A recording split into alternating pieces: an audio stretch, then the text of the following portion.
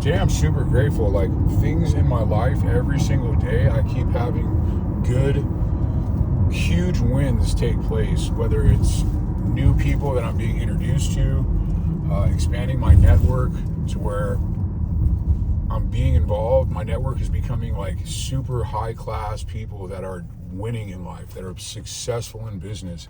Every single day things seem to happen to me, and it's all just what I'm putting out there. Today I live like a healthy life. I don't get high, I don't drink. I surround myself with people better than me, smarter than me. And daily I have all these wins in numerous different areas. When I was in the flip side, in my addiction, it was constant negatives that were happening. I would be going to jail. I'd be losing all of my material items. I'd be burning all of my relationships. So it's like whatever direction we're pointed in is the way things are going to happen to us. So, and it just starts simply daily. Make a decision of eating good foods, working out, hanging out with the right kind of people, not going to strip clubs, not going to bars. These small choices eventually will put you in situations where you're around high-class people that are doing the things you want to do. It's that simple. It's not hard. It's a simple process, but people overcomplicate it. It takes hard work. It takes dedication, but that's it. There's no trick to it. Got to be consistent. You got to show up. You got to have some kind of work ethic, put forth minimal effort, be consistent, and just repeat the damn process. Stop being a bitch, man. Like, stop making excuses. It's the same stuff you hear people say all day long on the internet. Maybe it's just because that's what's on my Instagram feed, but it's that simple. What else? I have an amazing wife. I love my wife. He does. I don't know, man. People suck today, man. All day I hear people just make excuses all day. What are some long. of your favorite excuses? Or most common ones? Most common one is I can't afford it, and then I hit them with the fact that I got a financing company available now, and you can get like the entry program for down to like $50 a month. So, like, what's your answer to that? You know, and it's like, if you can't even afford $750, that shows me that you're not responsible enough in your life. You don't make good enough decisions to where you're going to make yourself a priority anyways, or that you may even take this thing seriously enough to get any of the positive consequences out of it that you should. Another excuse that is annoying is, oh, I got to talk to my spouse, I got to talk to my wife. Like, this thing will change your life. Like, if you go and talk to your wife, she should be supportive. There should be no single reason. Every time people say that, then it's always oh, I can't do it. So it's always just their bitch-made way of saying no, because they don't have the balls to tell me no to my face, which is ridiculous, because if your spouse really knew that this program was going to make you a better man, she'd be pushing your ass to do it.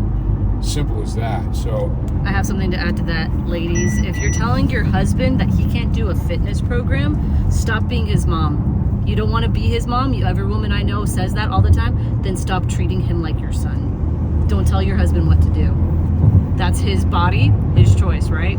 So he's doing something that he wants for himself and actually for you, because the healthier he is, he'll be better for you. So unless that's a complete excuse and you guys are actually not asking your wives and you're just using that so you don't have to say no to my husband. Get him, babe. I know he's a little scary looking, but yeah, I'm a nice guy. He's a really nice guy. He's a big softy. You're like you didn't meet me before, man. You smack bitch slapping you with a sandal, man. Not no mo. Maybe you might have to bring it out. We'll see. If you haven't heard the story.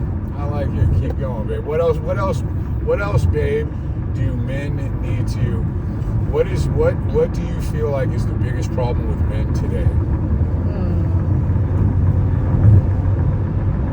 There's a lot, babe. Okay. They're focused on the wrong things. And everybody says, like, guys have to go through a phase of being stupid before they get mature. But if you start from a young age focusing on the right things, your faith, yourself, as not in a selfish way, like my husband always talks about, but prioritizing what's important, yourself, so your health, your well-being, making money, being a provider, learning to protect yourself and others, all those things that men want to be, like secretly. A lot of times you'll see guys that are wanting to mess around and they just pretend like that's the cool thing to do. It's not the cool thing to do. Guys look at my husband overlooking at me all the time because they want to be like that. Let's be honest. Guys look at other men and they look up to them or they don't. So what kind of man do you want to be? What's the biggest turnoff for you about men? They don't have their head on straight. They don't take care of themselves. How the heck are they going to take care of me, which I'm good now, I'm taken care of. How are they going to take care of me and our family when they can't even take care of themselves? That's a joke. In every way, my husband takes care of us. In every way. I don't have to worry at all when I'm with him. What are some healthy relationship boundaries? Boundaries? I don't have any, babe. What are you talking about? It's a trick question, babe. You win. Not with you. Okay. What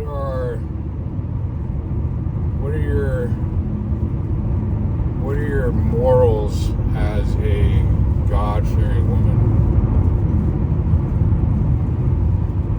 When did this turn into asking me questions? Well, it's good because this way you can just, this is good like couple stuff. I don't know. We're starting a podcast, Beatrice. I keep getting asked that I should start a podcast because I guess people Should that we? I'm meeting, the new people in my network are significantly on another level than I am, which I'm super grateful for all these people. Just, it's funny. Anybody that I get around and who is on a higher level than myself, every single one of them reaches their hand out, down to help pull me up. And I'm super grateful for that. And that's when I know I'm in the right community of people. Mm-hmm. If there's people that I'm around and they're not trying to help me up, or any of the negative that I get, it's always from somebody that's not doing as much as I am. And I'm not trying to put anybody down, but it seems like hate always comes from below, as they say, which is a very true factor. But with a lot of people that I'm getting in my network now are of a certain caliber, and I'm super grateful for it. And so I keep getting asked, like, hey man, you should start a podcast. So maybe that's something to consider here in the future. Who wants to sponsor a podcast and provide some equipment? If you got some equipment out there, build a studio, and there's a lane closure let's get ahead. Podcast. If you would be interested in getting on my podcast and sharing your story, hearing some of the stuff, hearing some about my story, send me a DM, shoot me a message.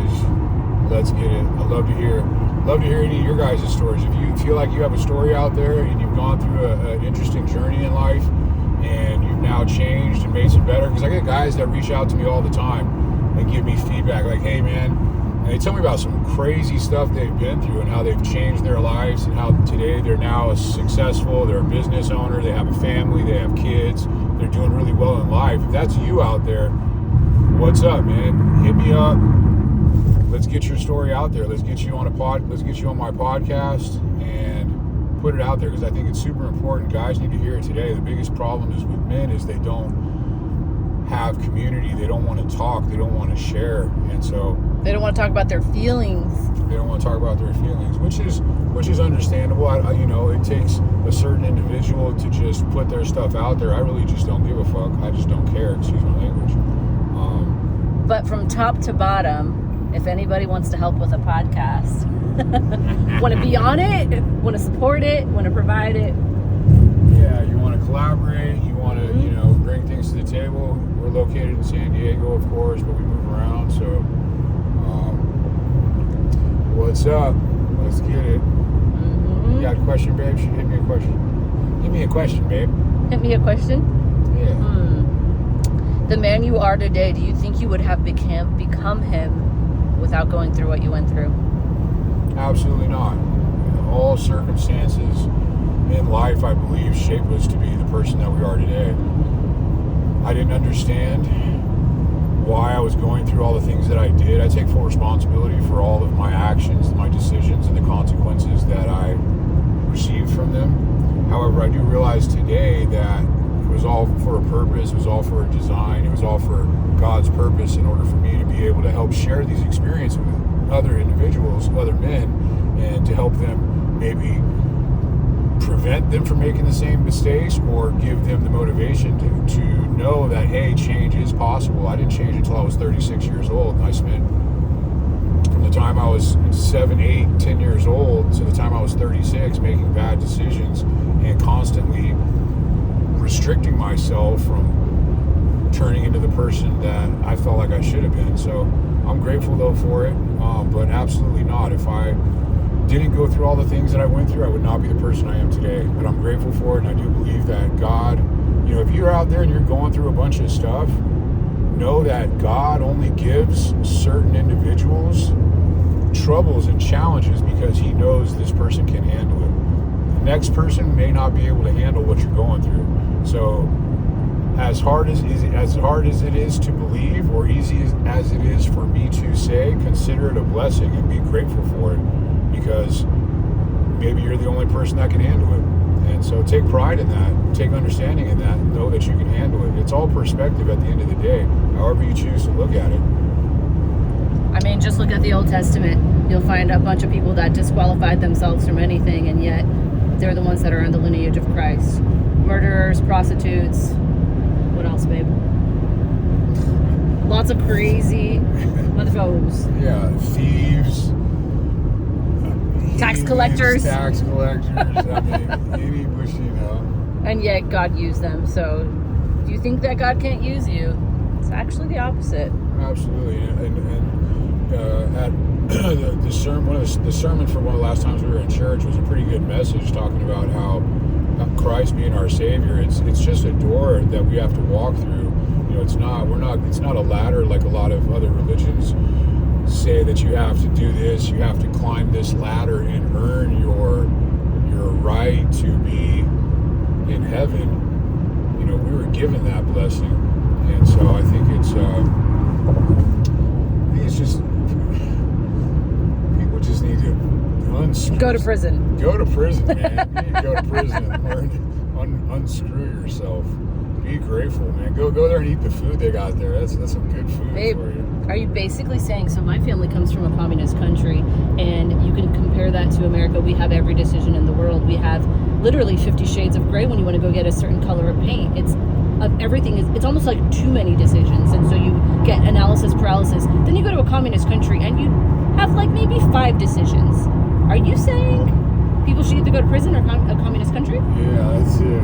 And the reason he's saying that, to clarify, is so that you'll be grateful for what you have, not saying that you shouldn't have freedom, but really, to some extent, a lot of people have abused that freedom. And are you really truly grateful for it and taking advantage of the opportunities you have? This guy had no gym. A lot of misconception about prison is that there's weights and available there, and that guys are just getting yoked in there. That's not the case. What did you have available? What kind of tools to work out, babe? Books. Throw those in a t-shirt and tie it up and use that as a weight, or we would take trash bags and fill them with water and make a water bag, throw that into a shirt, tie it up and use that as a weight, or we would go to the backside of some stairs and put our hands on the backside of the stairs and do pull-ups on it. Or we would take, in federal prison, we would take some belts, strap them together and make little loops that came down and throw a mop handle, big mop through there and create a bar, and then we would do pull-ups on that. And then we would do dips on railings that were angled. So no gym in prison, guys. That's a big misconception. There's only a few places left that are in low security camps, I believe. Like in federal prison, there's only a couple of them that are left that actually have weights. But unless you've never been in trouble before, you're not going to one of those. In the feds, all it takes is for you to be you don't even have to be convicted of a crime with the feds for it to be considered a prior offense. All they have to have done is charged you. Even if you beat the case, you were never convicted. If you were charged with that crime, 2 crimes makes you a habitual criminal in the feds. Oh, wow. Yeah. So, and myself, I was a Category 6 career criminal. Repeat offender. And so... Frequent flyer, we like to call him in the hospital. I'm grateful for it today because it's just, the opportunity that I have today, the people that I'm around today, I'm around some of the greatest people in this country, man. People that have served our country. We're in top tier organizations, and they're just wonderful human beings. And the fact that I can help inspire them and give them courage. I was just talking to a buddy of mine today who won a really big event, and one of the guys the main guy that put on the event gave him some pretty negative feedback. And so I pulled my buddy aside and I told him, I looked him in the eye, I said, hey, look, man, don't ever take anything personal that anybody ever tells you. 99